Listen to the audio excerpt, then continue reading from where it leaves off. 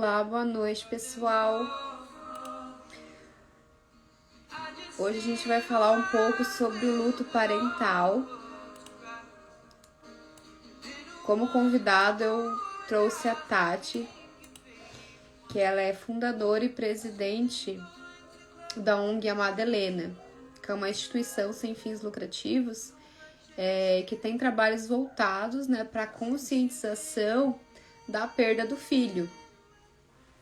Então, hoje a gente vai conversar com ela, a gente vai aguardar ela chegar aqui na live pra gente falar sobre isso.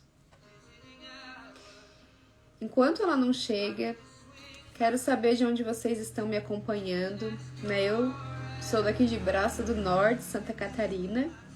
Quero saber até onde eu tô chegando aí com meus conteúdos. Comentem aqui embaixo qual é o estado ou o país que vocês estão. E antes de ela vir também, enviem essa live, compartilhem, com pais que vocês conhecem que perderam o filho, independente da idade. Se foi uma perda gestacional, se foi uma morte na infância, uma morte na adolescência ou na vida adulta. Porque hoje a gente vai falar especificamente sobre a perda do filho, indiferentemente de qual idade ele se foi. A Carla de Sorocaba, de São Paulo. Cerimonial de luto de Bagé, Rio Grande do Sul. Gabi, faz 5 dias que minha menina faz um ano de morte súbita, 16 anos, não aceito.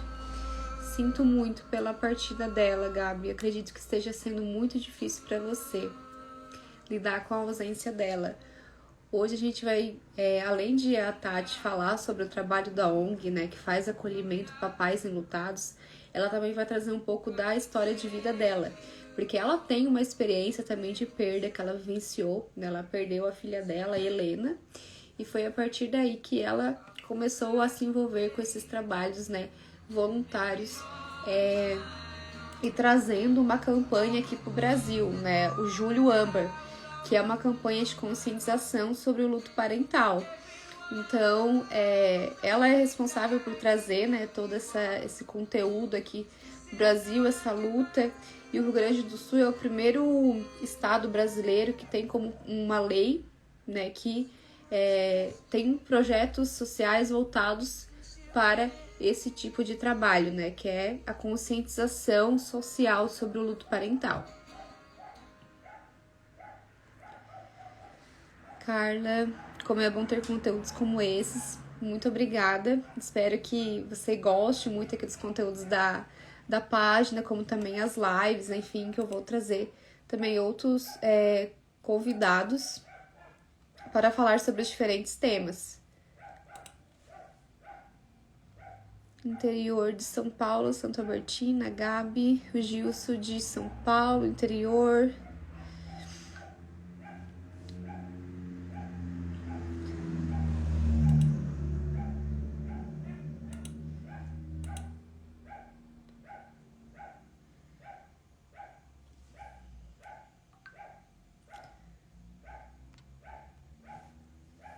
Vamos ver, acho que a Tati tá vindo já.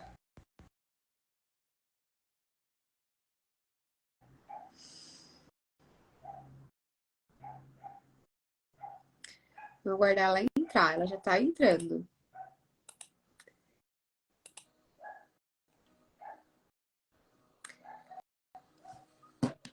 Compartilharam com pais enlutados que vocês conhecem. Vamos trazer mais gente aqui para ter acesso a esse tipo de conteúdo. Essa live de hoje ela é muito especial. A Tati ela é uma pessoa muito envolvida nessa causa. Ela me convidou também para participar de algumas ações. E aqui na minha cidade eu também procurei um vereador para a gente implementar um projeto de lei também que colocasse projetos sociais, alguma coisa voltada para o luto parental aqui. E ela vai falar um pouco com muito mais maestria que eu, sobre esse assunto.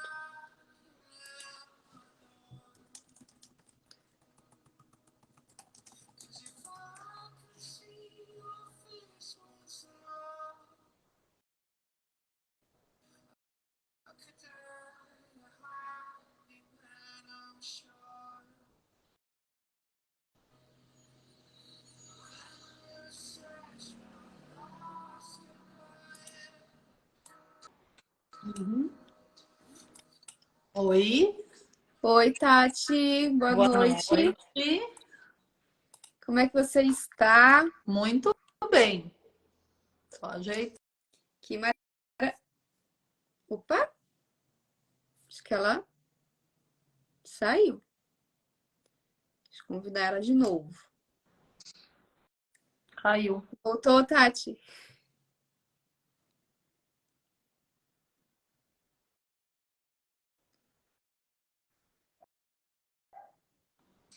Eu não sei o que está acontecendo aqui. Não tá. Agora fica. Tomara que fique. Eu acho que é porque eu estou tentando botar filtro aqui, eu giro, ele sai. Ah, tá. Não é o que eu mais gosto, mas vamos ver. Eu me sinto melhor com filtro, tá? Por isso que eu uso.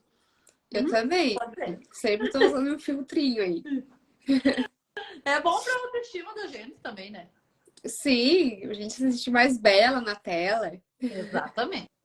Então, obrigada pelo convite, primeiramente, né? Eu que agradeço por você ter aceitado a vir aqui conversar com a gente, né, sobre esse assunto extremamente importante, que é o luto parental, e que muitas pessoas não conhecem esse termo, né, não conhecem o trabalho seu com a ONG, né, que é um trabalho maravilhoso que precisa cada vez mais pessoas terem conhecimento sobre esse,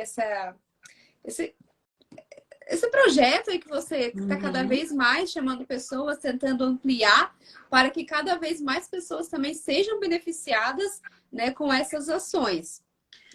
Isso. E ao longo da live a gente vai falar sobre vários assuntos, né?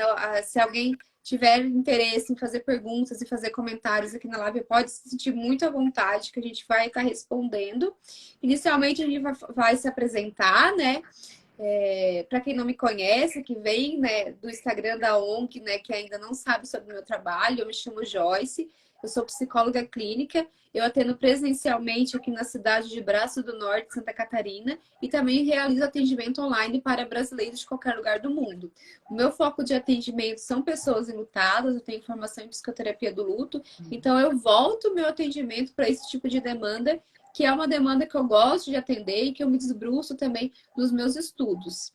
E eu conheci a Tati também através das redes sociais. Ela me convidou também para participar de uma ação da ONG, né? Que eu tô me envolvendo, ainda estou iniciando, né? Aqui na minha cidade estou tentando implementar a lei que vai implementar outras ações aqui de luto parental aqui na cidade. E Tati, se você puder se apresentar um pouquinho para as pessoas que não te conhecem. Joyce, então, sobre o projeto, primeiro, o projeto de lei que tu levou para tua cidade e outras mães aqui levaram também para suas cidades, é muito importante porque a gente precisa ver o luto parental como uma causa social, né? Então, muitas pessoas vivem e a gente precisa trazer dentro de políticas públicas esse acolhimento. Por isso a importância de psi, porque tu abraçou a causa pela tua profissão, né? E não por ter vivido, e algumas pessoas é por ter vivido. Então, é muito legal ver o engajamento de vocês, né? Então, para quem não me conhece, eu me chamo Tatiana, sou mãe da Helena e presidente da ONG Amada Helena, que a gente trabalha há 11 anos ajudando pais e mães enlutados e aprendemos muito ao longo desse caminho e ainda iremos aprender, né? Muito, com certeza sobre esse tema que é tão amplo e ao mesmo tempo que ele é amplo, ele é íntimo de cada um. Então, um trabalho social dessa com uma causa tão forte como essa, e tão individual, a gente precisa ter muita responsabilidade, né, quando a gente vai abordar. Então, por isso eu te agradeço. A Helena, ela morreu em 2012, até falando um pouquinho sobre o surgimento, né, da ONG.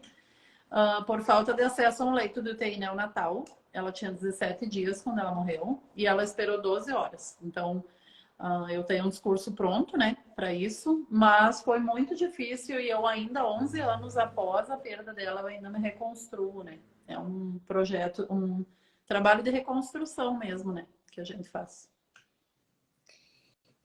Assim, a ressignificação do luto, né? Esse processo aí de reconstrução sua, né? Que você fala, Tati, é uma coisa contínua. tu sempre vai se reconstruir a cada dia, né, para lidar com a perda da Helena, porque foi uma perda impactante, uma perda, né, que transformou totalmente a tua vida.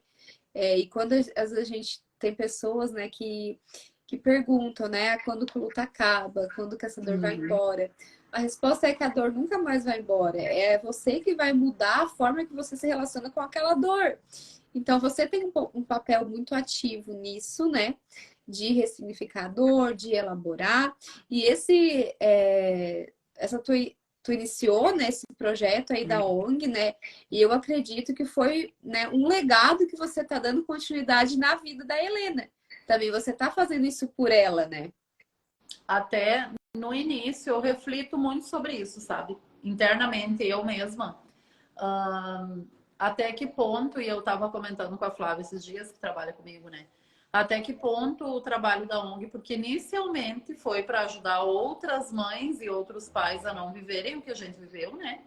Mas também para manter a memória da Helena viva, de alguma forma. Então, nunca foi sobre o outro, porque quem olha de fora parece que é sobre o outro, mas é muito sobre a gente, né, que está vivendo.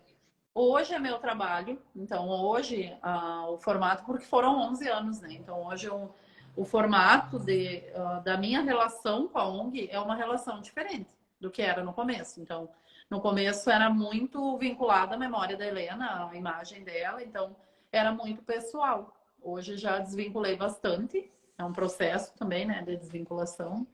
E ao mesmo tempo a gente tomou uma amplitude de trabalho de várias frentes que a gente nunca conseguiria ter essa visão se eu me mantivesse daquela forma, né? Com aquele pensamento em relação a Helena. E se eu pensar assim, eu precisei perder para fundar uma ONG para ajudar os outros, eu não gosto da ONG, sabe? Não quero mais trabalhar. Então, para mim, hoje eu busco ver assim como meu trabalho, o que aconteceu em relação a Helena, eu ainda me ressignifico. Alguém aqui colocou, eu não consigo viver sem ela. Aqui também a Ângela colocou que fica faltando um pedaço. E realmente, então, é como a gente fala, o tabu do luto. E a gente vive todos os dias isso e não sabe. Então, a ressignificação, ela é feita, não é em um ato, entendeu? Ou, em uma... Como eu, fundei a ONG, quem olha de fora é uma construção muito bonita, sabe?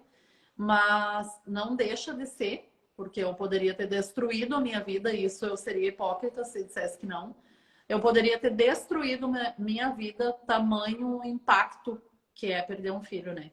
E foi o que eu falei pro Giovanni, pro meu marido, que eu também não sei aonde virou a chave dessa destruição total de muitas coisas, porque vai muito além da dor, porque a dor, ela dá essa ideia psicológica do luto, né?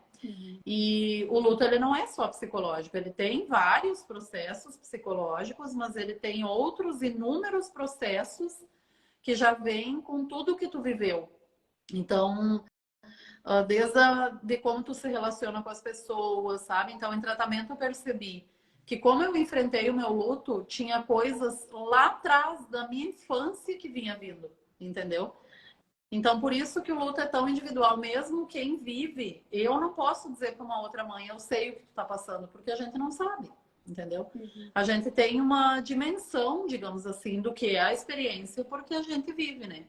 Mas não que a gente saiba o que outra pessoa está passando. Por isso, porque é muito individual. É como se a gente tivesse uma noção, né, do que pode acontecer com aquela pessoa, mas quem vive na pele realmente é o outro. Então, o meu luto pode ser que eu e você perdemos um filho, mas o meu luto vai ser diferente do seu, porque a gente tem uma história de vida diferente, a gente se relaciona com as pessoas de uma forma diferente e também a gente tem a nossa forma de expressar e de enfrentar as situações. E quando você fala ali de quando você foi, né, tratar o luto pela perda da Helena, você revisitou coisas do seu passado, né? Porque o luto, ele bagunça mesmo esse nosso mundo interno. E às vezes a gente só vai se dar conta de coisas que a gente viveu quando a gente está no momento desse de sofrimento, de dor, porque a gente se volta muito para dentro, né? Não é porque porque a gente fica grande, fica muito na mais verdade. atento. Perdão. Não, pode continuar. Joyce, é porque assim, até não é porque a gente se volta para dentro, porque eu queria olhar para fora, eu buscava, eu viajava, eu queria sair daquilo, entendeu? Não. E para onde a gente, então assim, a construção maior para mim foi entender que eu precisava viver aquilo, entende? Eu tive que tratar com psicólogo e psiquiatra para entender que eu poderia sofrer, porque eu queria tanto ajudar o outro que eu não olhava para mim. E isso não deixa de ser um amortecedor, como é termos como mãe de anjo, ou a ideia que a gente vai ver os filhos da gente depois que a gente morrer. Tudo isso é um amortecedor, entende? E eu demorei muito para entender que eu precisaria passar por aquilo. Então, até hoje, tem coisas em relação à morte da Helena que eu não organizei. E quando eu falo de que cada um vive o seu luto, não é porque a experiência do luto só ali da morte é diferente.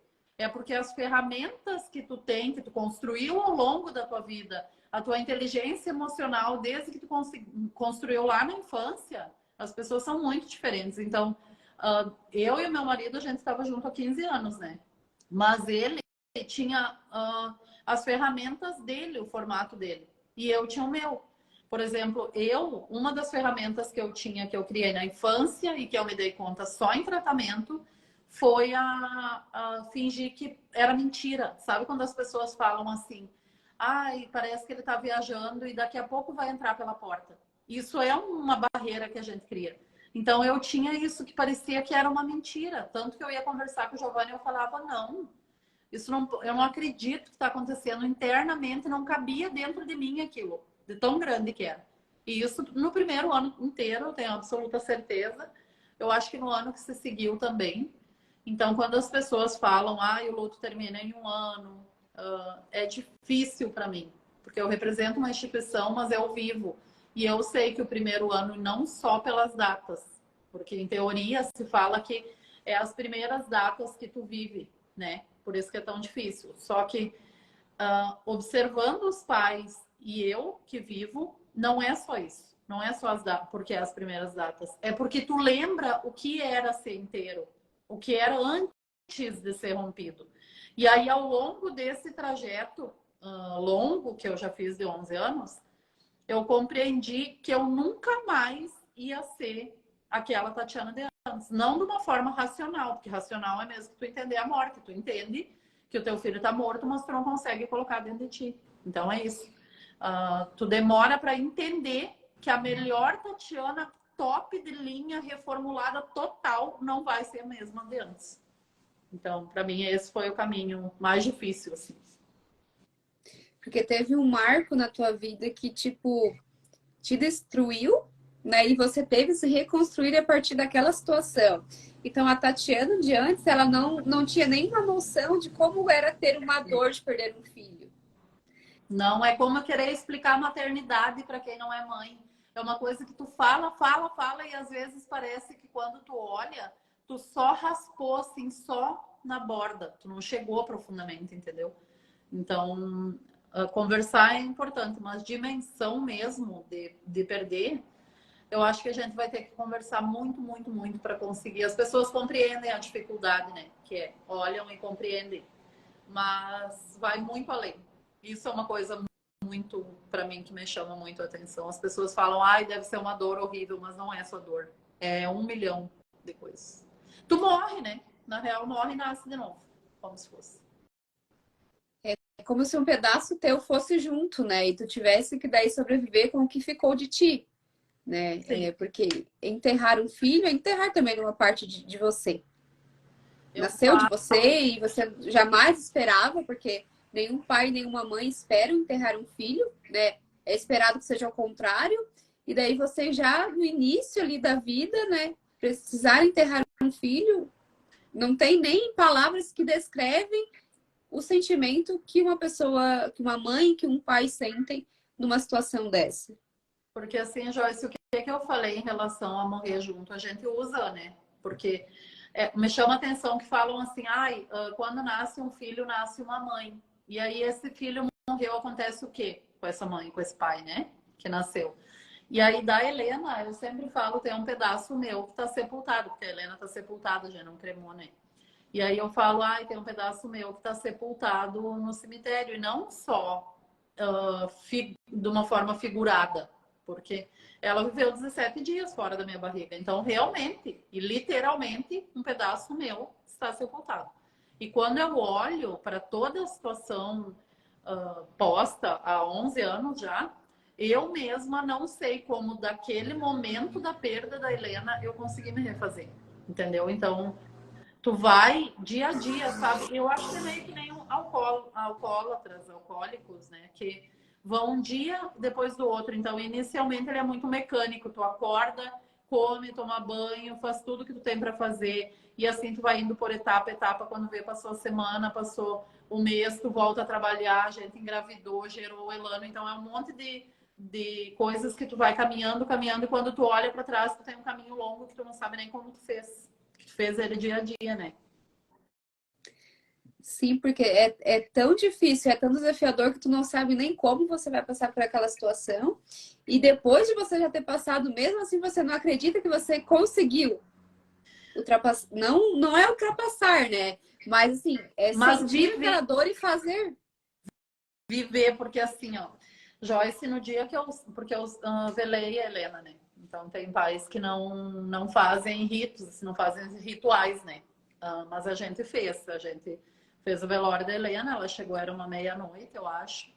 E a gente velou ela até o outro dia, em torno das 2 horas da tarde. Então, eu não levantei o meu rosto. Então, isso é outra coisa que a gente estava conversando, né? Sobre a questão de abraço no velório, das pessoas chegarem e abraçarem a gente. Então, eu sei que é difícil eu estar falando isso numa live, mas eu sempre tento trazer a maior verdade possível, por mais dolorosa que seja, né? Então eu não levantei o meu rosto, nem eu nem meu marido. Meu marido ficou sentado no lado de lá dela e eu no lado de cá, né? E eu lembro, as pessoas me falam, eu estava no velório da Helena e eu não lembro. Então eu não sei quem entrou, quem saiu, porque daí a Flávia depois ela me explicou que isso é do próprio trauma. Então eu tenho tudo as memórias em relação à Helena, do hospital, da morte, velório, sepultamento, tudo fragmentado, assim. Tem umas coisas, eu não sei definir o tempo direito, o cronológico, assim, e ela diz que é do próprio trauma da perda, né? E aí eu lembro que eu não levantei meu rosto. Eu fiquei todo o tempo olhando para ela. E eu lembro também que eu falava, minha filha, eu nunca vou aceitar a tua morte. Eu nunca vou me conformar com a tua morte, sabe? E hoje, quando eu olho, e daí as pessoas falam assim, em teoria, né? Os que estudam falam, e daí a gente não se permite ser feliz porque se envergonha de ser feliz. E eu pensei, quem é que vai ter vergonha de ser feliz? E quando eu olho para trás e eu digo assim, eu estou totalmente recuperada, porque eu acho que eu estou plena, plena, plena perto do que eu achei que eu poderia estar algum dia. Eu nunca imaginei que eu estaria plena de ser, sabe? Não só o meu psicológico, a minha memória, mas plena de ser sem minha filha. Então, quando eu olho para essa situação, eu também não posso dizer que eu aceitei, porque isso é mentira. Se me dissessem assim, tu aceitou? Não, óbvio que não. Eu ia querer ela aqui. Eu não me acostumei, eu não superei, não são esses termos. Eu simplesmente peguei tudo aquilo que eu não tinha o que fazer, porque a gente não tem escolha. E também quero deixar registrado aqui já essa questão do escolhe e sofrer, que é outra coisa que a gente conversa bastante. Não é uma escolha, porque para ti viver uma coisa desse impacto, tu não consegue, porque eu tentei passar por cima e seguir, tu não consegue, tá? Então eu fiquei doente, eu precisei buscar ajuda, recurso psiquiátrico no que poderia ter sido resolvido com psicólogas, com conversas, né? Com autorização de sofrimento interno meu. Então, quando eu olho, eu me envergonho de dizer eu estou muito bem sem minha filha. Mas não é. Eu estou muito bem com a situação que foi posta sem que eu quisesse que fosse. Então, essa é o estou bem. Você está bem na medida do possível hoje, né, Tati? Porque o estar bem que você queria não é possível, que era junto com a Helena. Mas você conseguiu estar bem na medida que é possível hoje né? Infelizmente, sem a presença da Helena, mas você tá conseguindo hoje entender isso. Coisas que antes você não estava conseguindo, porque você estava num momento de sofrimento intenso. Né? E às vezes as pessoas falam, né? Ah, tá sofrendo porque tá se integrando pra dor, né? Tá Uhum. sofrendo porque quer, porque não se ajuda. Mas não é assim. Ninguém sabe o sofrimento que se passa dentro de cada pessoa, né? E muitas vezes as pessoas elas estão somente para julgar, né? Não perguntam, né? Como eu posso te ajudar, né? O que que eu posso fazer, como é que você está. E sim, tem muitos comentários desnecessários, coisas indesejadas que falam, né? A campanha desse ano da ONG, né? Sobre eu não sabia o que dizer, né? E Uhum. essas frases aí totalmente invalidantes, que eu acredito que inúmeras mães ouçam, né? Após perder um filho. E assim, Joyce, sobre essas frases, agora eu anotei aqui, não se ajuda, isso falaram para minha mãe, tá? Então a minha mãe, a história da ONG, ela começou muito antes da morte da Helena. Minha mãe perdeu a filha dela, a Rô, minha irmã mais velha, num acidente de carro. Eu tinha 10 anos. Então, o pai e a mãe, eles tinham outras 5 filhas e as pessoas falavam para eles, ai, vocês têm que ser forte, vocês têm que ter fé, sabe? Então, assim, o pai e a mãe, eles tentaram levar. 8 anos depois, a gente quase perdeu a mãe, tá? Então, ela entrou num estado de depressão profundo que a gente achou que nunca mais ia conseguir recuperar. Ela nunca mais retomou, assim, a gente de fora. Hoje ela tá com 76 anos, né? Mas a gente olha para ela, ela nunca conseguiu retomar aquilo. Então, ela tentou, como eu mesma, né? Passar por cima e não. Então, não é que a mãe não tinha fé, ela não tinha força, ela não tinha informação, ela e o pai, eles não tinham rede de apoio. Então, eles queriam falar da Rosane e era o tempo que ainda se usava o termo finada. Hoje não se usa mais, né? Mas o pai e a mãe até hoje falam a finada Rosane. Então, culturalmente, eles têm ainda do finada, né? A finada Helena, eles também falam. E, e aí, para mim, me chama muito a atenção que frases que a minha mãe e o meu pai ouviram quando eles perderam uma adulta lá no ano de 90, eu escutei há 11 anos atrás e os pais permanecem escutando. Porque quando a gente foi criar a campanha, eu falei, tirar fotos, né? Que os pais que levaram as frases, não foi nós. Eles mesmo, cada um tinha o seu significado para elas, né? Então eu falei, Deus quis assim, a gente tinha que colocar, mas eu acho que ninguém mais fala. E aí um pai falou, há 3 meses ele perdeu, tá? E ele falou, não, eu ouvi. Eu falei, eu não acredito que ainda se fala. Fala. Então essa campanha, que ela foi muito criticada na revista Dona, quem olhou os comentários, quem tem a Eu possibilidade vi. de olhar os comentários lá, que olhe aquilo ali. Eu vou levar para minha fala lá no congresso, porque semana que vem eu vou no congresso do luto, Uhum. lá da ABM Luto. Eu vou levar a Lei Helena Maffini. E o meu primeiro slide é sobre isso, sobre essa sociedade que a gente encontra todos os dias. Porque as pessoas colocaram assim: ai, se essa frase não dá certo, eu não vou falar frase nenhuma. Ai, tem mais é que ficar sozinho mesmo, e por aí vai. E não é nem o caso de polarização, o caso de hater, o caso, estes casos. Porque muito é só para agredir mesmo, né?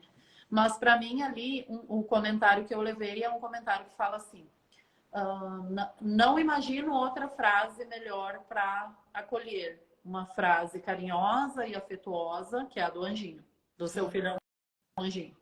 E sinto muito, é muito entristecedor. Então, para mim, este comentário em específico, ele eu acho que foi um dos comentários que teve mais curtido. Ele reflete muito a sociedade. Então, assim, a pessoa ela busca na cabeça uma frase para falar e ela não tem nada lá. Não tem na gaveta lá, tem só aquelas frases prontas que ela escutou quando ela tinha 10 anos no velório do avô, no velório do conhecido, e daí ela só repete aquilo, repete, repete, porque não temos uma. Porque não é que não tem conteúdo, né, Joyce? Tu que estuda, tu sabe muito bem que tem muito conteúdo. Só que não chega na população como um todo, entendeu? Então é isso que a gente precisa melhorar. E a campanha é um convite ao diálogo. A Tamara colocou aqui que ela foi chamada de dramática. Teve um que colocou, ai, mimimi, sabe? Para Eu mim, a vi. pessoa eu não consigo nem imaginar como são, porque cada um dá o que tem, né? Então ali a reflexão era assim: da dificuldade das pessoas, do que as pessoas veem e como é a situação total. Então, o abismo que se tem entre quem está vivendo e quem está querendo ajudar. É isso que a gente quer mostrar, entendeu? Para dizer assim, ó, olha, a gente precisa criar conteúdo social sobre isso, entendeu? Essa é a reflexão da campanha. E não quem fala, porque ali soou que as pessoas podem falar o que elas quiserem, os pais têm que engolir e dizer, tá bom, você me apoiou, foi lindo e tá ótimo. Deixei meu filho lá atrás, agora eu vou voltar para minha vida maravilhosa que eu tenho aqui. E não é isso, sabe? Eu acho que a doutora Maria Helena um dia me falou, quando eu tinha minhas próprias questões sobre luto, né? E sobre falar da Helena, porque agora, se a pessoa fala ou não fala da Helena, não me importa, para te dizer a verdade. Só que isso é uma construção de uma resistência que tu vai criando em ti mesma. Quem tem que amar a Helena sou eu, e quem tem vínculo com ela sou eu, e não importa o que tu considera a partir disso. Não é falta de respeito nem nada. É saber que é uma experiência minha e dela e da minha família, entendeu? Então, o que a doutora Maria Helena um dia me falou? Ela disse, Tati, como as pessoas reagem? Porque eu achava que era eu e a Helena. Eu pensava que a Helena não tinha importância para ninguém. Entende quanto isso faz sofrer? Porque a gente não consegue ter uma visão que é todo mundo com dificuldade quando tu tá vivendo. Então, as pessoas não me deixavam falar da Helena e eu dizia, ela morreu, mas ela existe. Aquilo era uma coisa assim, ó, horrível, violenta para mim. Porque é como se minha filha não existisse em lugar nenhum, sabe? Então, a Maria Helena falou isso. É sobre o outro, é como ele enfrenta as dores dele. E não como tu enfrenta a tua, sabe? E aquilo me tranquilizou. Na realidade, eu fui percebendo que não era sobre a Helena, né? Mas falta muito ainda. Questão de informação da sociedade em geral, assim, falta muito.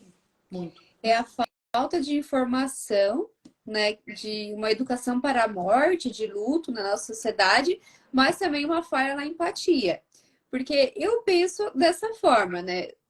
Digamos que a pessoa ela não saiba o que falar, né? Ou ela comete erros, enfim, mas tá ali o conteúdo, o lugar de fala daquelas pessoas que viveram a perda do filho, ao invés de, então, utilizar aquele conteúdo para aprender, então, a se comunicar de uma maneira mais assertiva com os pais enlutados, eles contrariam, né? Como se eles estivessem certos nesses comentários que poderiam, então, se redimirem e falar, ok, eu errei, a partir de hoje eu vou mudar a minha forma de se comunicar, mas, infelizmente, preferem, né, manter aquele diálogo ali que sabe que os pais não gostam, mas continuam, né, repetindo essas frases.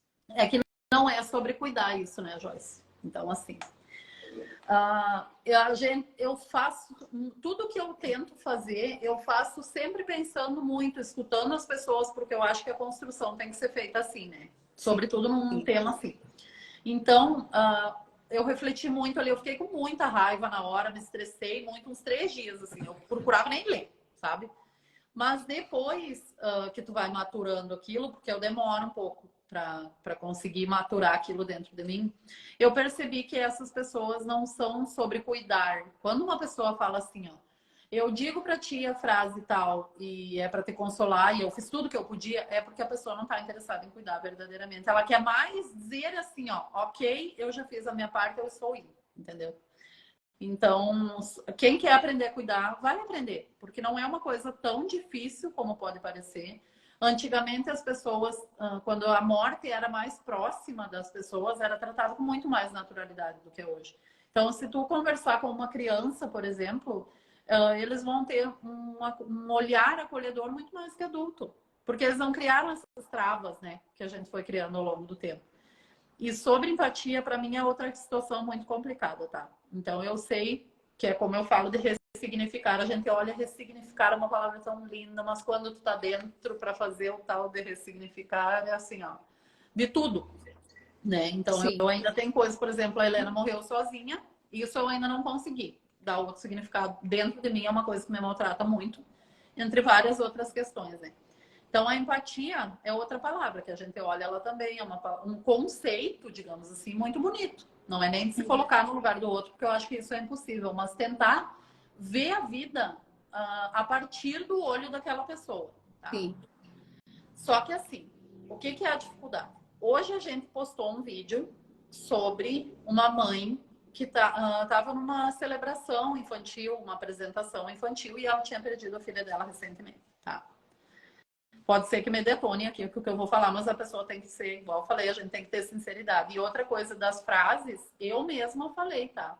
Quando eu acho que faz uns 10 anos, uma amiga próxima, digamos assim, conhecida, não era bem amiga, perdeu o bebê e eu falei, com 4 meses de gestação. E eu falei, nem era um bebê ainda, não sei por que ela tá tão ruim, porque ela ficou tipo uns 2 anos, ela e o marido. Muito ruim, recolhido, não saíam nem nada, entendeu? E eu comentei com meu marido, não comentei com ela. E ela nem sabe, essa pessoa não sabe disso, né? E aí eu comentei com o alemão, meu marido, ela nem era um bebê ainda, não sei por que ela tá sofrendo tanto. Mas eu olhando não era um bebê, porque a minha visão era desse tamanho, entendeu? Então isso é o poder da informação, ela amplia, né? Tá. E aí a questão da empatia, para mim começou, eu vou tentar ser bem breve, mesmo sendo um tema tão grande pra gente falar, né? Quando a gente criou o Multi para profissional de saúde aqui, eu cheguei para falar, olha, vocês têm que aprender a cuidar de pai e mãe. Vocês estão atendendo mal, digamos assim, tá? Então, era muito recorrente a fala, e é até hoje, dos pais em questão de atendimento. Coisas desnecessárias, entendeu? Tá. E aí, quando eu cheguei, os profissionais de saúde tinham as próprias dificuldades. Então, ao longo de 6 anos de eventos que a gente fez, e a gente ouviu o profissional, e a gente ouviu pessoas que querem efetivamente cuidar e aprender a cuidar, não são qualificados, muitas vezes não recebem ferramentas para cuidar em situação de morte durante a formação inteira. Sim. Entendeu? Então, esse caso de empatia para mim doeu mais, por quê? Porque para mim era mais fácil pensar que a equipe não sentiu nada. A equipe era tudo na equipe, era mais fácil para mim. Quando eu percebi que a equipe era feita de humanos e que eles podem... E eu não estou comparando dor jamais, e eu não estou comparando experiência jamais, porque a experiência dos pais é uma experiência única de perda daquele filho único, mas o profissional ele está exposto diariamente a isso e também ele está na posição de cuidado. Então, são duas posições completamente diferentes, não dá para comparar. E aí, qual é o problema de tu fazer um trabalho? Tu tem que olhar para os dois. Como que eu vou dizer? Vou falar em empatia, em cuidado. Aquele pai e aquela mãe tem que estar cuidado, mas a equipe também. Tu entende? Então, eu não posso chegar e só dizer vocês têm que fazer diretrizes, vocês têm que cuidar. Mas é onde eles dão vazão quando eles perdem um paciente, por exemplo. E aí, nesse vídeo da mãe que eu estava comentando, as outras mães estavam recebendo coisa dos filhos e ela estava sentada e ela tinha na mão. Então, a gente pegou um recorte único, eu não sei, foi uma psi que nos marcou, né, no vídeo. E a gente recebeu, então, um recorte único de tudo, a experiência dela, dessa pessoa e de todo mundo que convive com ela. Mas ela estava sentada com a flor, com o mimo, digamos assim, que as mães ganharam, ela estava no colo dela. Assim. E aí, o que eu e a Flávia estavam comentando hoje sobre isso? Então, muita mãe, muito pai comentando ali que as outras mães deveriam ter acolhido ela, deveriam ter dado um abraço nela. O vídeo é de 1 minuto só, tá? Então, também é outra coisa bem importante para falar. E aí, ela estava sozinha.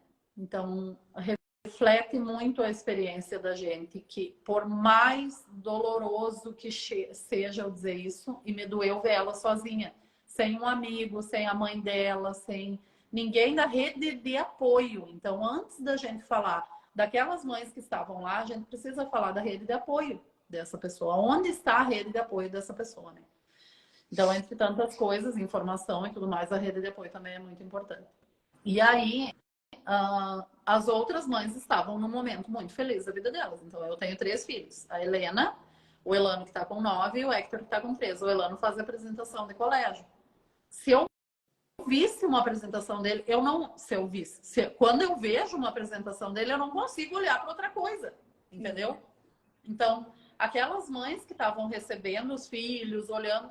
Muitas vezes não é nenhum desrespeito com a mãe que não está com o filho. Mas tu não consegue, tu tá olhando a tua experiência, entendeu?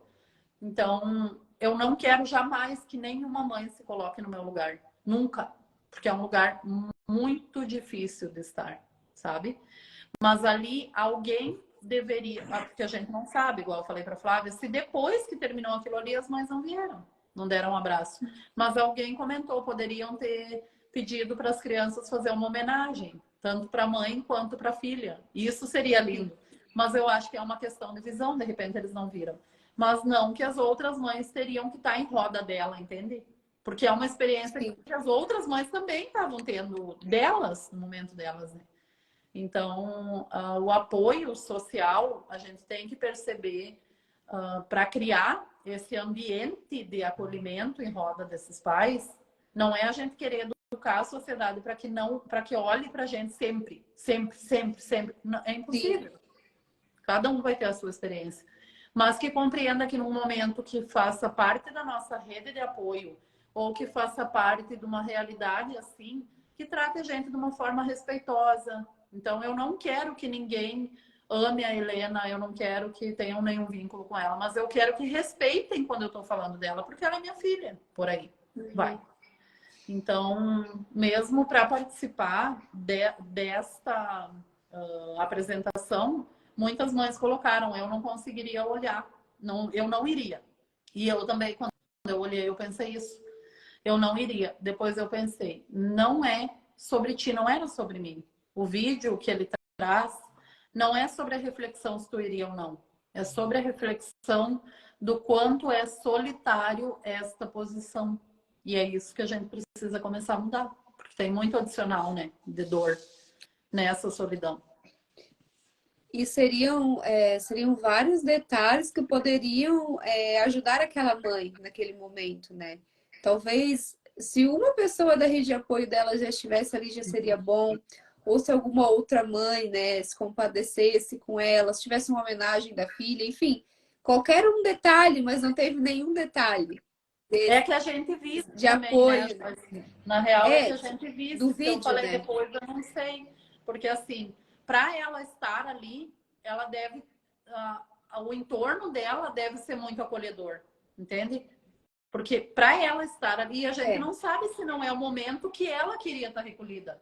Tu entende o quanto a gente precisa debater para conseguir compreender? Porque eu, às vezes, por exemplo, eu vou no cemitério, eu não gosto que ninguém vá comigo.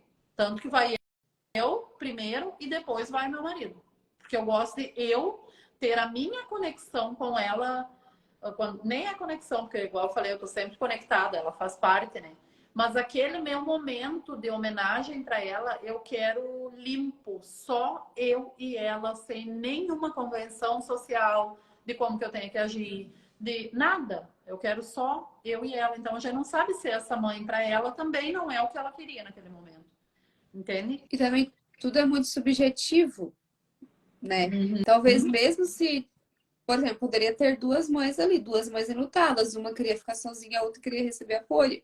Então, por Exatamente. mais a gente não tem que, às vezes, tentar impor o que a gente acha que deveria ser melhor, mas sim perguntar, né?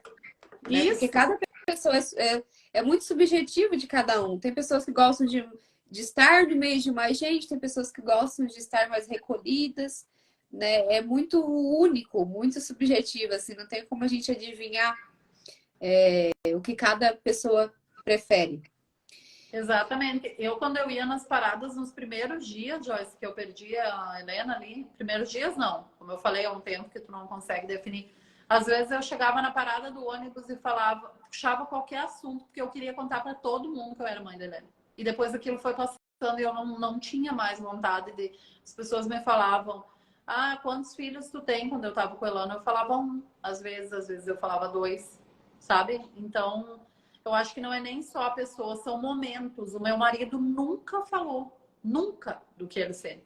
Então, até eu aprender a respeitar aquilo demorou. Nessa campanha, eu estava falando da campanha, construindo a campanha. Ele falou, eu quero participar. Eu disse, tá. Que frase que tu quer levar? Daí ele falou, não, não chore, deixe ela descansar. Então, foi o período que ele demorou para construir isso. Uhum. Entende? O tempo que ele demorou para conseguir dar voz a esse sentimento que ele guardava dentro dele, né? 11 anos depois. E olha só, né? Quanto tempo ele demorou para conseguir verbalizar aquilo que ele estava Uhum. sentindo. Então é muito subjetivo de cada um, não é, que ele estava em uma situação assim de imensa acúmulo dentro dele. Mas sim foi aquele momento que ele viu a oportunidade para verbalizar aquilo que estava guardado dentro dele. Talvez em outras situações ele não estava conseguindo, porque, enfim, né? É de É preferência período. de cada pessoa. Isso, é período de construção. Igual eu falei antes, eu falava muito assim para mim, tanto que a logomarca da ONG é um anjo, né? Então, para mim foi outra construção e aqui eu não estou falando para ninguém deixar de pensar nada disso. Estou falando da minha pessoa, né? Sim. Antes, hoje, o que que eu falo aqui? Então, eu fiz a Helena, né?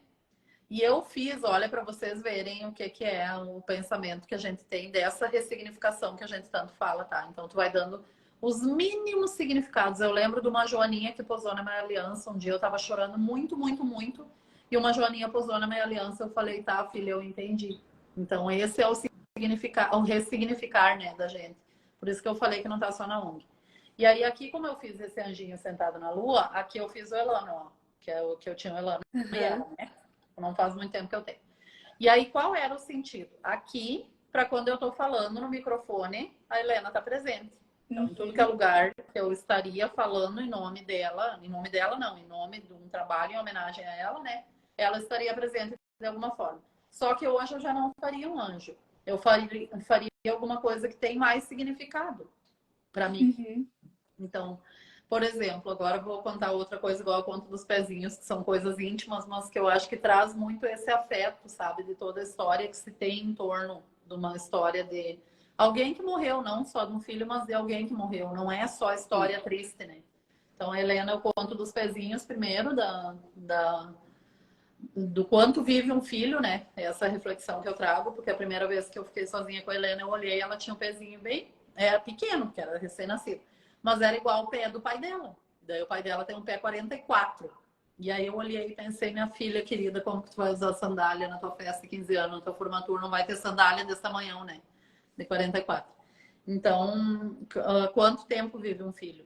E aí, em relação à tatuagem, eu e meu marido quando eu engravidei da Helena, ele me deu uma camisola de amamentação, assim, de usar no parto, né?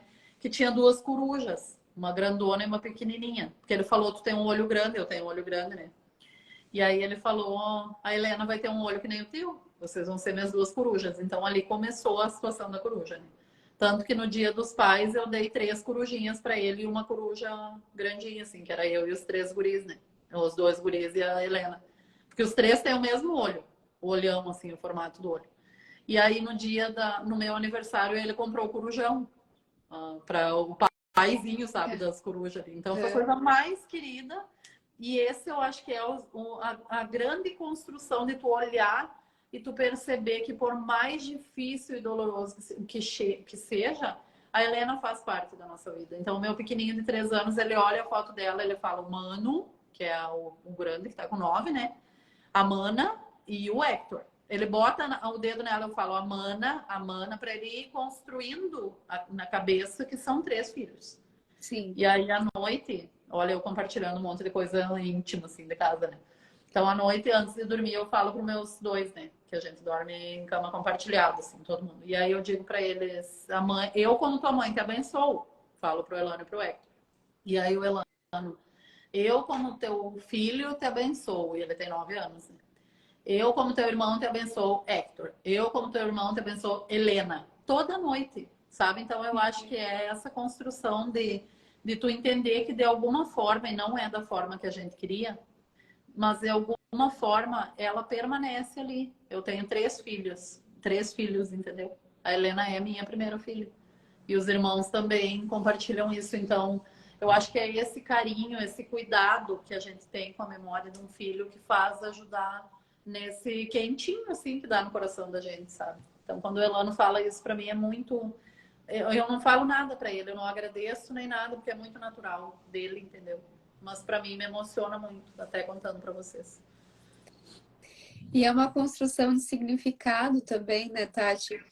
E eles conheceram a Helena a partir, né, dos teus relatos, a partir dos teus olhos, né? Uhum. A Helena, ela é tua filha, ela sempre vai estar presente, né, para você. E você quis também que os seus filhos também tivessem esse conhecimento, esse vínculo, de uma maneira diferente. É claro que não é da maneira como você quis, né, como você falou, mas é um vínculo. É um Exatamente. vínculo que foi construído a partir dos relatos, das fotos, de tudo que você fez para que eles hoje falem dessa forma da E Helena. ela faz parte, então isso é muito bom para mim. Ela faz parte de uma forma natural, entendeu? Não é forçada. Sim. Então, o Elano, ele fala: ai, mãe, eu sou o teu filho mais velho. E aí eu falei: não, é a Mana, minha filha mais velha. Ele fala: não, ela nasceu primeiro, mas o mais velho sou eu, porque eu tenho 9, e ela não, porque ela tá bebê, entendeu? Então, eu acho que a criança, ela traz isso para mim. Eu aprendi muito, muito, muito convivendo com o Elano, né, em relação à perda. Por isso, porque ele tem essa naturalidade, porque realmente, por que que eu não repreendi? Por que que eu não falei, ai, Elano, porque não é uma falta de respeito. Ele tem 9 anos, ele eu criei, ele eu vi o primeiro passinho, eu vi a fala, tudo a minha primeira vez está sendo com ele e não com ela. Então, como que ele estaria errado? Entendeu? Então eu acho que é essa naturalidade que às vezes falta. Porque tu vê quando as pessoas falam por desdém da tua experiência, ou por, ai, morreu com 17 dias, pior se fosse com 1 ano, que é a minha frase. E alguém me falou isso, e se fosse hoje, não seria a mesma resposta que eu dei na época, né? Mas eu faria assim, você tem tempo? Tu nunca viu um vídeo do Cortella quando ele pergunta, quando alguém perguntou para ele, você sabe quem eu sou? E daí ele disse, você tem um tempo? E daí ele começa a explicar tudo. Eu Não, acho que acho eu que esse faria eu isso com nunca essa vi. pessoa. É muito legal. Porque daí ele começa a explicar que é um ser único, daí a galáxia, não sei o que, não sei o que, não sei o que, sabe? É muito legal. Procura pra te ver. E aí eu faria Vou isso. Se a pessoa me dissesse, ai, viveu 17 dias pior se fosse com 1 ano. Eu ia dizer, ah, tu tem tempo agora, tu vai precisar escutar sobre o que é um ser. Viver 9 meses e 17 dias biologicamente, porque foi o tempo biológico dela. Ela viveu muito antes e vive muito depois. Olha quantas pessoas conheceram a Helena através de mim, sim. né? E aí eu acho que é isso. Essas reflexões que é importante. E assim, Tati, qual foi o momento assim que deu a ideia em ti de tu criar a ONG e começar a ajudar outros pais? Veio de muitas coisas, na realidade. Então, sabe quando falam assim, olha, hoje eu vou abordar cada coisa assim, ó. Quando as pessoas falam, ai, Deus não capacita, não escolhe os capacitados, capacita os escolhidos, eu achava uma bobageira, assim, tu pensa, ai, é todas essas frases que tem pronta de 1000 anos, sabe? Então eu não tinha nem ideia da metade do que eu faria enquanto instituição lá atrás. E eu não sei se eu tivesse ideia o tanto de trabalho, se eu fundaria, na realidade, porque é muito trabalho, né? Mas foi isso, querer evitar que acontecesse com outra família. Então, para te ver o que é um amor que a gente sente por um filho, né? Então, quando falam assim, sonho do que a gente não viveu, eu sinto saudade do que não viveu, parece uma coisa tão romântica e não é, né? Então, Sim. eu, imaginando que eu pudesse salvar a vida de outro bebê, eu me imaginava que alguém fazendo por mim, salvando a vida dela, entende? Então, hoje, quando eu ajudo um pai e uma mãe que chega alguém e fala assim, ó, Tatiana, por causa do trabalho da ONG eu tô viva. É como se eu voltasse lá atrás e toda a violência que vieram fazendo, tanto onde eu convivi, os lugares que eu falei sobre a Helena, porque foi muita, muita coisa, muito difícil, sabe? Porque tu se expor, assim, tu expor a história de um bebê e que dói perder um bebê, é como da revista Dona. Tu encontra muito desdém, porque não é a pessoa que está vivendo, né? Hoje eu já tenho uma maturidade completamente diferente, eu já não ia me machucar tanto como me machucou. E aí, de alguma forma, eu volto lá e vou colocando igual uns remendinhos, assim, tudo aquilo, sabe? Eu acho que é por isso que eu tô tão fortalecida, porque ao ajudar o outro, a gente vai se ajudando, né? Então, por isso que pra E mim cada a ONG vez também, ajudou. e também cada vez que tu conta, né, a tua história de perda, tu vai também revisitando ela e dando outras narrativas, né? Tu sempre quando tu vai contar, tu vai encontrar ali alguma situação que antes talvez você não percebia, você não se dava conta, né, que foi daquela forma. Porque é várias revisitadas que a gente vai tendo até a gente conseguir ressignificar a cada dia. E cada pedacinho daquela história, tu vai ressignificando. Mas é coisas que a gente não imagina ser possível. Então, para mim, eu lembro assim que nitidamente naqueles primeiros períodos ali, eu pensava, ai, eu tenho que melhorar. Não, se eu fizer isso, eu vou melhorar. Se eu fizer aquilo, eu vou melhorar. Então, eu ia me expondo às situações porque eu pensava, se eu me expor agora, isso vai passar e vai estar tudo bem, e eu vou melhorar, e eu vou melhorar, e aquilo vai indo, vai indo, vai indo, até tu entender que não é uma coisa que tu tenha que enfrentar. Então, por exemplo, a minha irmã ganhou o filho dela na mesma época que eu ganhei a Helena, minha irmã mais nova. E aí eu perdi a Helena em fevereiro, tá? O que que eu fiz no Natal? Meu primeiro Natal sem minha filha.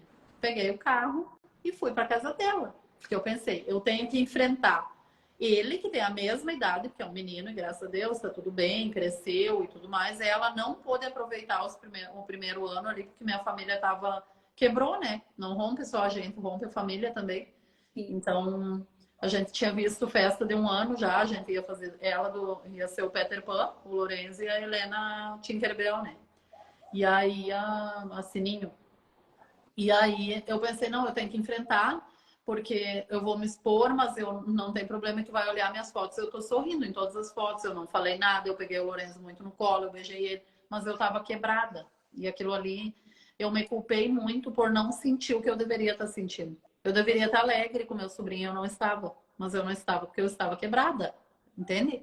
E eu pensei, eu vou lá e aí eu vou ficar melhor. E daí vai tentando, tentando, e daí tu vai ver que para te ficar melhor, tu tem que trabalhar aquilo dentro, não é fora. Entende? Sim. Então, por isso que é tão complicado e por isso que para mim demorou tanto. Para mim conseguir voltar para dentro de mim e olhar como é o momento da morte dela, como eu falei que ela estava sozinha, né?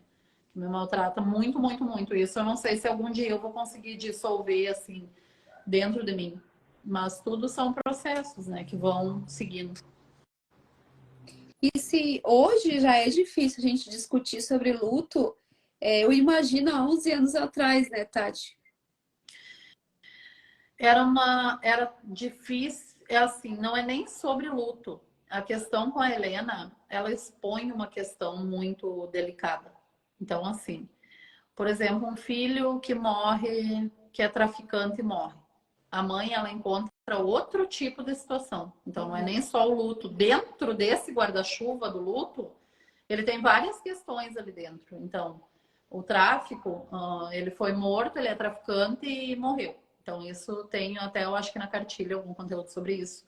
Que duas colegas perderam os filhos nas idades iguais e uma, 3 anos depois, ainda encontrava apoio na equipe.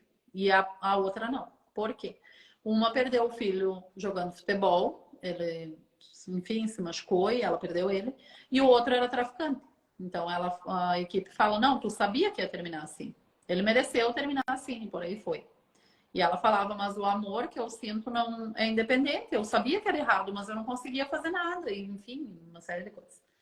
E da Helena, então, a questão do traficante, ela expõe toda uma situação social além de tudo isso.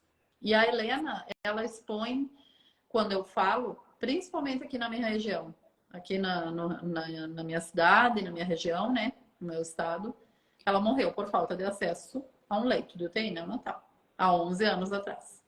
Há 15 dias, agora, em torno de uns 20 ou 30 dias atrás, tinha 29 bebês esperando uma UTI neonatal aqui.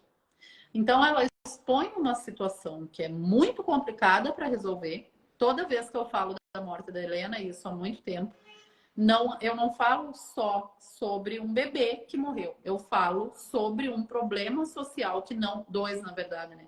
Só na morte dela são dois. Que não são olhados. Que é essa questão da UTI neo e a questão de aonde vamos buscar ajuda. Então, para mim, isso é muito marcante. O pai e a mãe não tinham. Aonde a gente vai buscar ajuda? 20 anos depois eu perdi um filho, aonde eu vou buscar ajuda? Não tinha. Entendeu? Sim. Não tem espaços de validação social e também um reconhecimento né, da importância que olhar para essa dor, olhar para essa com sensibilidade, né? Não apenas olhar, mas reconhecer, validar, apoiar e perguntar, né, como pode ajudar. E a ONG, ela tem muito desse papel, né, Tati? Tu sempre busca estratégias e ações para ajudar esses pais enlutados, né? Independente se a morte foi uma perda gestacional, se foi na infância, se foi na vida adulta, né? É a perda dos pais que tu acolhe, né? Exatamente. E a gente também não mede índole de filho, não, a gente não é essa questão, entendeu? É figura paterna, figura materna, precisa de apoio, perder um filho? Sim, então apoio. E aí a gente trabalha em duas frentes, uma de forma direta, né, como grupo de apoio, acolhimento individual, terapia integrativa individual, mas a gente também realiza um trabalho a nível social que é muito, muito grande, entendeu? Então essa campanha que a gente fez das frases, se tu procurar, é uma das únicas campanhas que teve sobre. E a gente já realiza exposições de fotos que são quase que uma campanha, né? Porque exposições de fotos não é que a gente tira foto de um pai e de uma mãe em homenagem a um filho. Cada uma das nossas 5 exposições tem um tema específico e ela trabalha dentro do luto parental uma questão específica. Então, a gente também tem um projeto, até eu quero falar sobre como ajudar a ONG, para quem tem interesse, né, de como ajudar a ONG. A gente tem um projeto captando pela Lei de Incentivo à Cultura. Se vocês conhecerem empresas, né, a gente tem um projeto captando até o fim do ano, que é de uma animação de 1 hora para poder trabalhar luto socialmente. Então, a gente tem esse trabalho a nível micro, digamos assim, individual, né? Mas a gente compreende que o acolhimento desses pais, ele só vai melhorar se a gente trabalhar na sociedade geral. Porque a gente sai de um grupo de apoio fortalecido, tu chega no mercado comprar um pão e tu é desvalidado. Tudo que tu trabalhou no grupo, pá, entendeu? E aí, por isso que a gente, na escola do teu filho, na volta ao trabalho, por aí vai. É semelhante a casos que, por exemplo, uma criança vai para terapia, né, trabalhar as questões dela, mas se o ambiente familiar não modificar também o comportamento, de nada adianta essa criança ir para terapia, né, modificar ali os comportamentos, os pensamentos dela, se em casa continua igual e ela vai continuar sendo afetada. Então, esses pais, né, que participam de grupos de apoio, com certeza são muitos beneficiados, né, acolhidos nesse ambiente.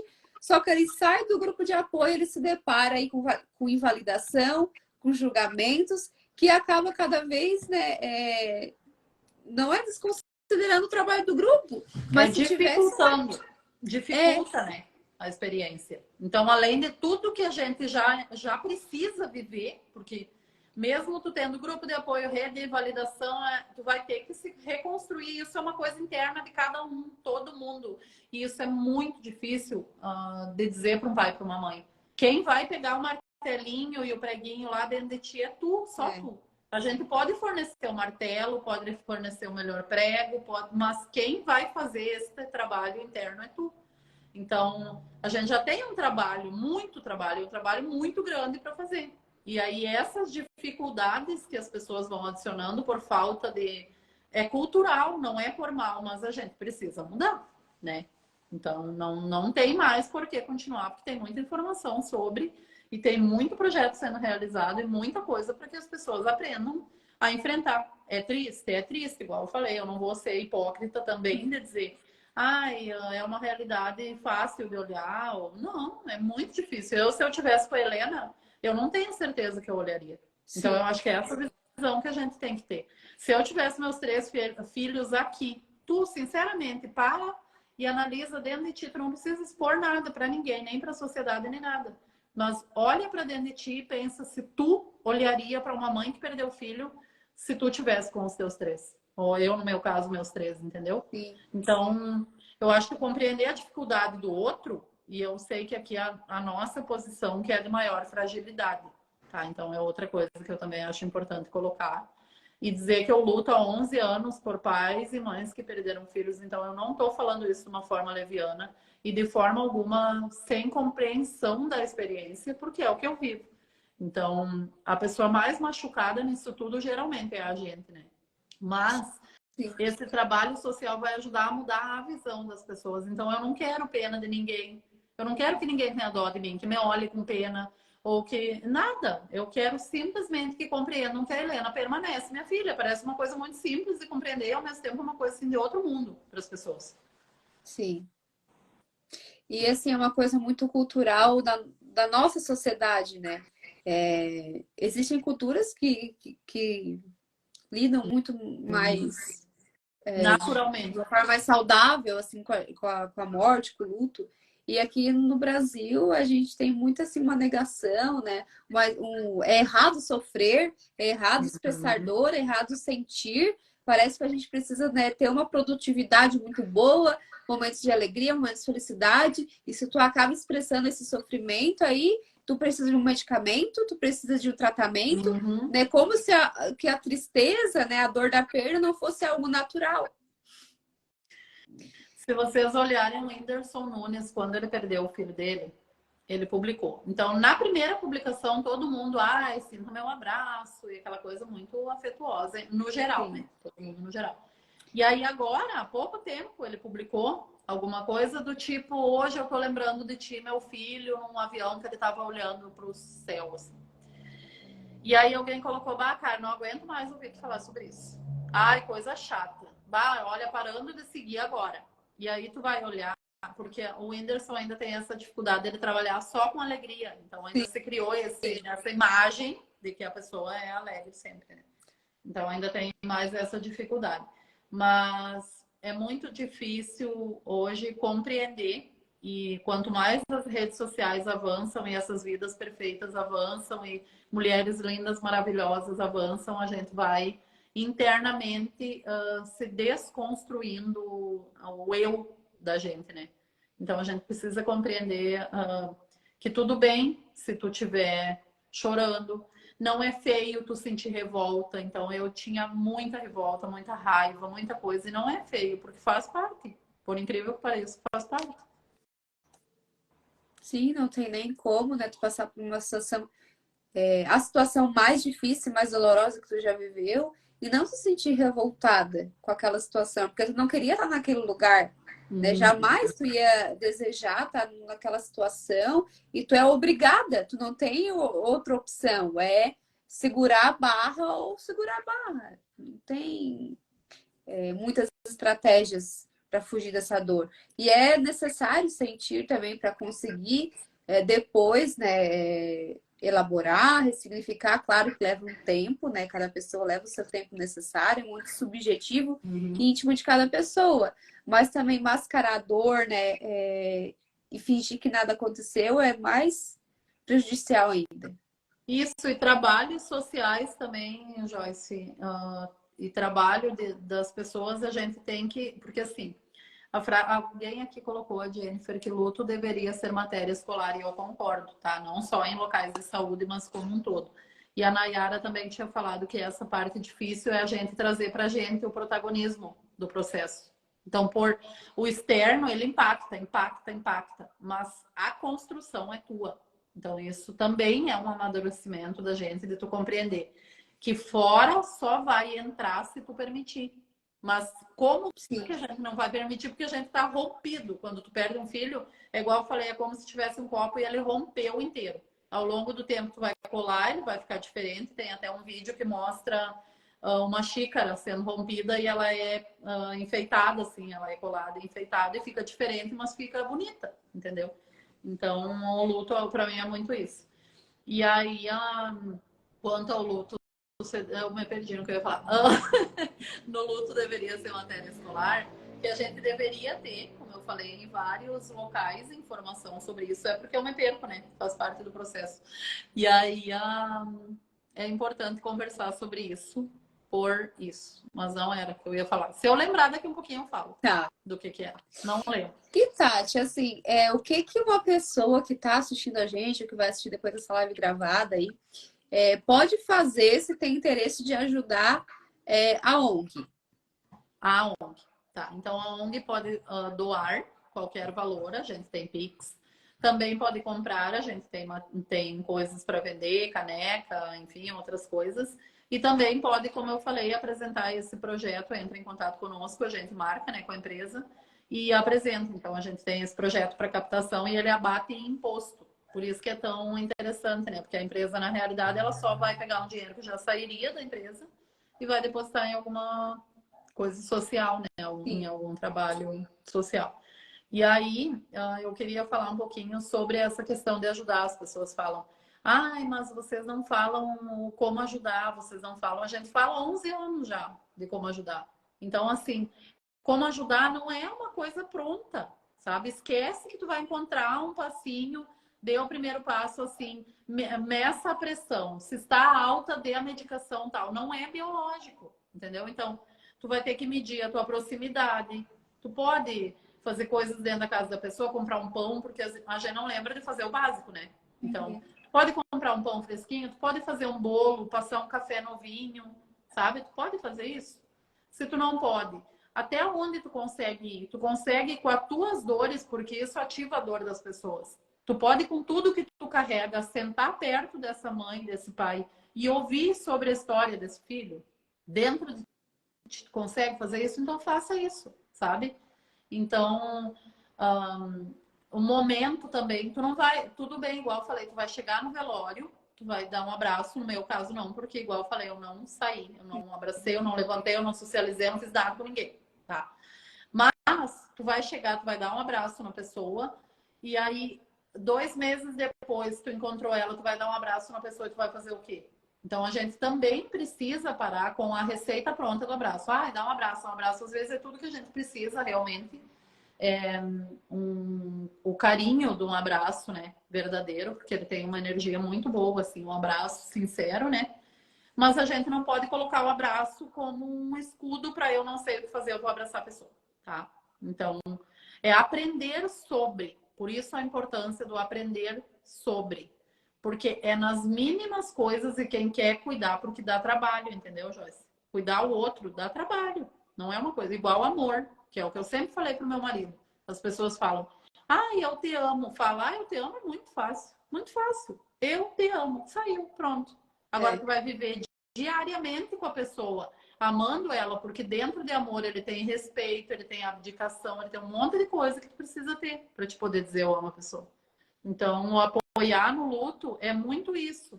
O que tu pode fazer, o que é possível, que momento é. Tu não vai chegar no velório e vai dizer para a pessoa, ai, agora eu como que tu tá?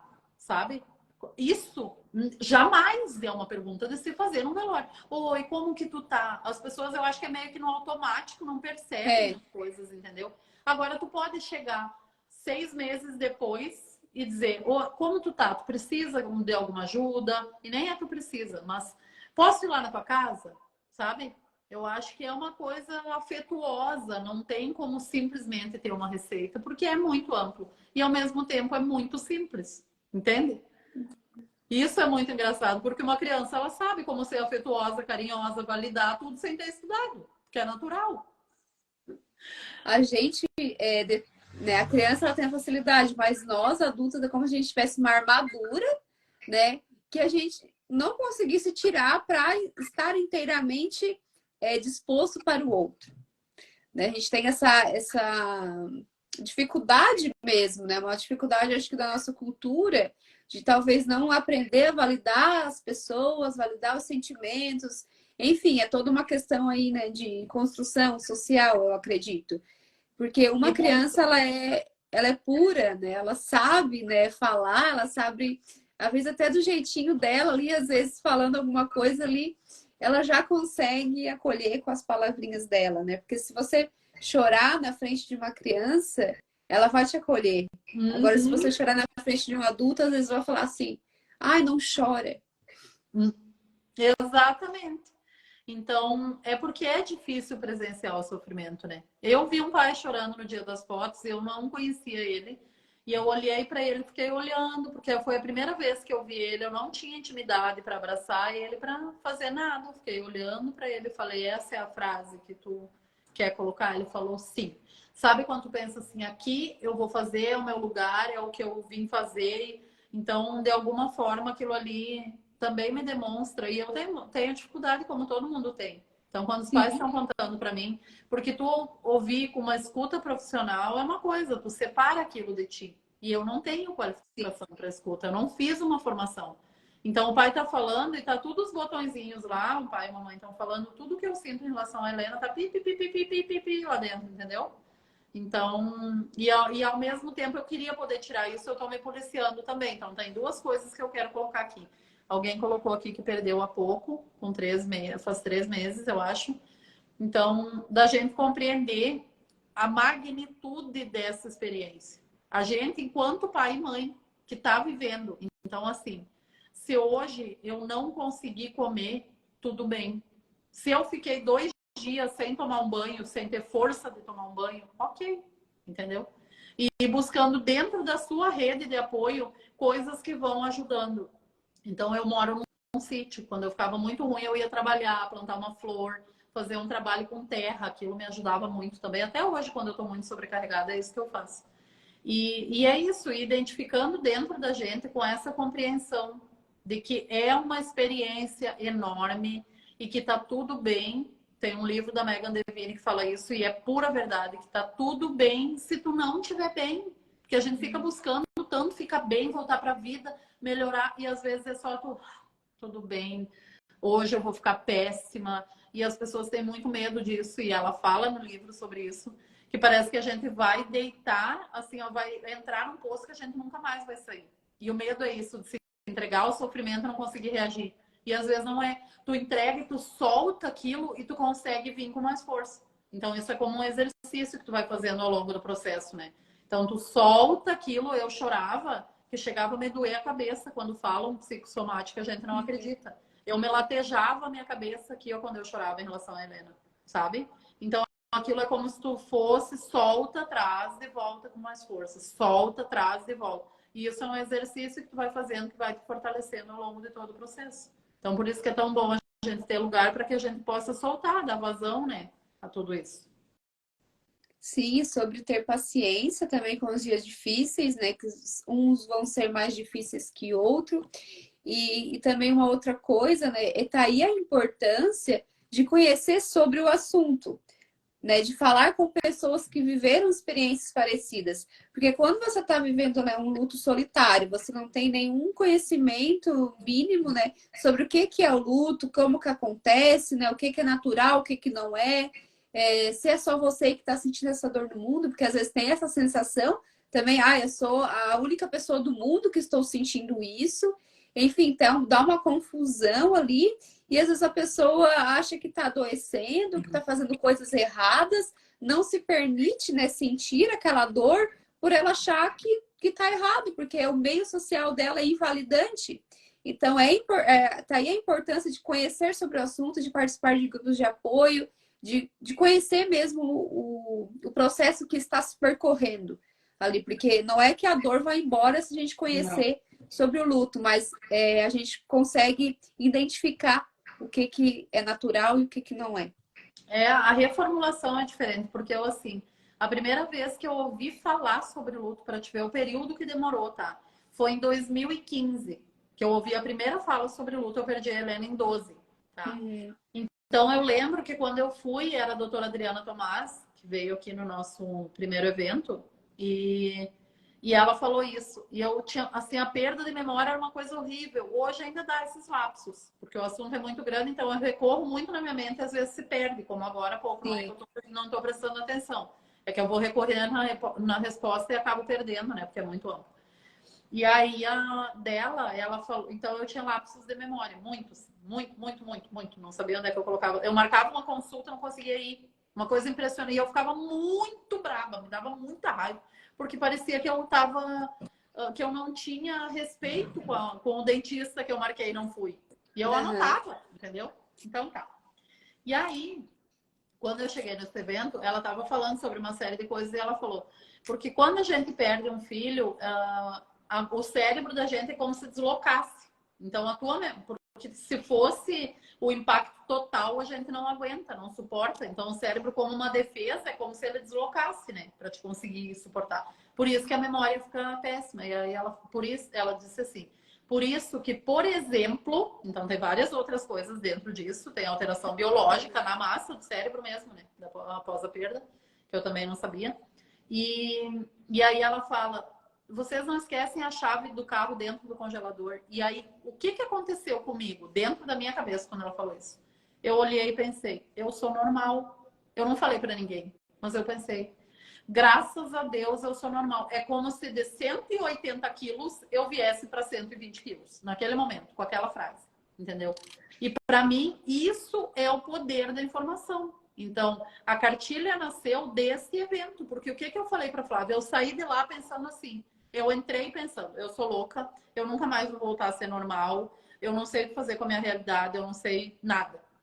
Eu ouvi uma fala de 40 minutos, que foi o tempo que durou a fala dela, e eu saí de lá entendendo minimamente tudo as coisas que eu estava sentindo. E aí eu falei para Flávia, nós temos que criar um conteúdo para chegar nas pessoas todas sobre isso. E aí que nasceu a cartilha. Porque a gente gravou o áudio da doutora Adriana Tomás, criamos tudo uma sequência de ideias e fomos colocando ali todos os estudos. Esse ano, anualmente, ela é renovada, né? Revisada. Mas é sobre isso. Como fica o teu casamento? Meu casamento ficou péssimo. Eu pensei, eu vou perder meu casamento. Além da perda, tem outras perdas que vêm a partir daquilo, né? Sim. E aí eu compreendi que não, que é normal dificultar, né, a experiência. O É meio que tira o peso das tuas costas, né, Tati? Né? Aquilo que você achava que era errado, que você estava ficando doente, confusa, enfim, vai amenizando esse peso que você sente, porque daí você tem acesso a essa informação. Né? E hoje é muito importante esse trabalho também que a gente faz nas redes sociais de levar informação para as pessoas, né? Que é um trabalho social que a gente faz, né? Tanto eu quanto você também. De levar informação segura sobre luto, de falar, de fazer lives falando sobre cada tema específico, porque o luto ele é um tema muito amplo, né? Então, existe se a gente fosse também para delimitar, estruturar, a gente aprofundar cada assunto que a gente falou aqui, a gente faria uma live para cada tópico que a gente abordou, porque é muito, muito conteúdo, muita informação que a gente explora. E aí é por isso a importância de páginas que nem a tua, de outras tantas especialistas em luto ou não, que trazem um conteúdo de uma forma responsável. Então isso para mim é uma coisa que eu acho muito legal, porque hoje, quando eu converso com a maioria das pessoas, elas não veem o luto mais como um processo que a pessoa está chorando, ela está de luto. Entendem que o luto é um processo de reestruturação. Então isso já é de um trabalho social que é feito. E quando eu falo social, não é só por terceiro setor, só por OSC, né? É um trabalho social, assim, informativo mesmo. Sim. Para a população toda, né? Independente se é enlutado, se é profissional ou se é apenas uma outra pessoa que nunca viveu um luto por morte, mas que já está tendo ali a informação, porque quando ele passar por um processo de luto por morte, ele já vai ter uma mínima noção do que é isso. Porque todas as pessoas passam, pelo menos uma vez na vida, por um luto por morte. Né? Se não, é inevitável, né? Se não for por morte, também vai ser por outro tipo de perda, um termo de relacionamento, enfim. Né? Nós não estamos livres de passar por esse sofrimento. Exatamente. Aqui a Alexandra, na Alexa, colocou que aqui a gente não fala muito de luto, e é verdade, porque, por exemplo, para te ver como é uma coisa engraçada. No México, que se tem uma cultura de morte muito diferente da que a gente tem aqui, porque a cultura de morte que se tem é ligada com a cultura de vida, né? Sim. Porque a morte ela faz parte, não é nascer, crescer e acontece alguma coisa ali, né? E aqui a gente não fala. Então, se hoje eu chegar a montar um altar com a Helena não chegou a saber o que ela gostava de comer, mas, por exemplo, uma mãe que perdeu um filho adulto, colocar o que gostava de comer, uma roupa, no aniversário dele, acender uns incensos, colocavam dizer, meu Deus, essa pessoa tá fora, né? Tá doente, ela precisa de ajuda. E isso é o mínimo, né? Mas acham muito bonito olhar para a cultura do México, para o Dia dos Muertos, se pintar de caveirinha. É muito bonito, entende? Só que isso não é sobre se pintar de caveirinha, é sobre a compreensão de que aquela pessoa permanece parte da família. É sobre o significado que aquele ritual significa, né? Isso. É tudo sobre a forma que cada pessoa lida com a morte, com o luto.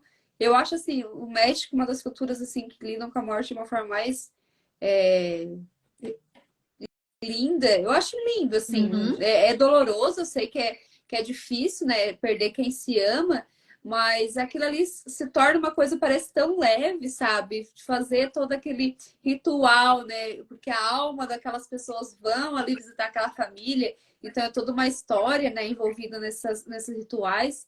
Assim, o meu sonho é um dia participar desse festival, assim, porque é uma cultura muito rica, assim, muito diferente aqui do Brasil, né? Que é Sim. uma coisa assim, luto 7 dias, pronto, acabou. Não entende nem da gente querer ir no cemitério. Ai, tá muito É, indo no cemitério, muito indo no cemitério. Quanto é muito, sabe?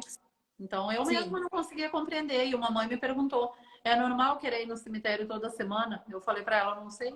E aí que eu comecei a querer aprender, porque eu não poderia dizer uma coisa errada, né? Sim, e o que é normal para mim pode ser um normal diferente para você, né? Como é que vai responder, né, uma pergunta dessa, né? Eu também recebo às vezes pergunta de questão de cemitério, né? Se é natural ir no cemitério, se não é doentio, mas o que significa o cemitério para você, né? Como é que você se sente lá no cemitério? Né? Se você se sente bem, se você gosta de lá, qual é o problema disso? Né? Não Eu será pra uma mim coisa até profissional? eu nem me sinto bem, assim, Joyce, para dizer, eu não me sinto bem, não é uma coisa que me faça bem, mas para mim internamente é o que de físico eu tive da minha filha. Uhum. Então, como que eu vou deixar lá? Para mim é isso que representa, que significa, por isso que eventualmente eu ainda vou. Não vou mais tanto quanto antes, mas vou. Porque tem um significado muito sentimental para ti, né? Mais alguma coisa, Tati, que você gostaria de falar? Eu queria Você deixar um relembra? beijo aqui para quem acompanhou. Eu vi que a Tamara entrou, que é uma mãe muito ativa na ONG. A Alexandra, que é de Goiânia, que ela acompanha a ONG há um tempão. Deixa eu ver aqui quem mais. Deixar um beijo para todo mundo. A Nayara foi muito participativa também, colocou bastante coisas aqui. Então, agradecer para vocês e seguir à disposição, né? Se vocês precisarem de informação, acolhimento, é só nos chamar tanto no direct do Instagram quanto no WhatsApp. E se alguém tem dúvida ou quer deixar algum comentário também sobre, né, o conteúdo que a gente colocou aqui, é só chamar a gente no direct, tanto a Tati quanto eu também.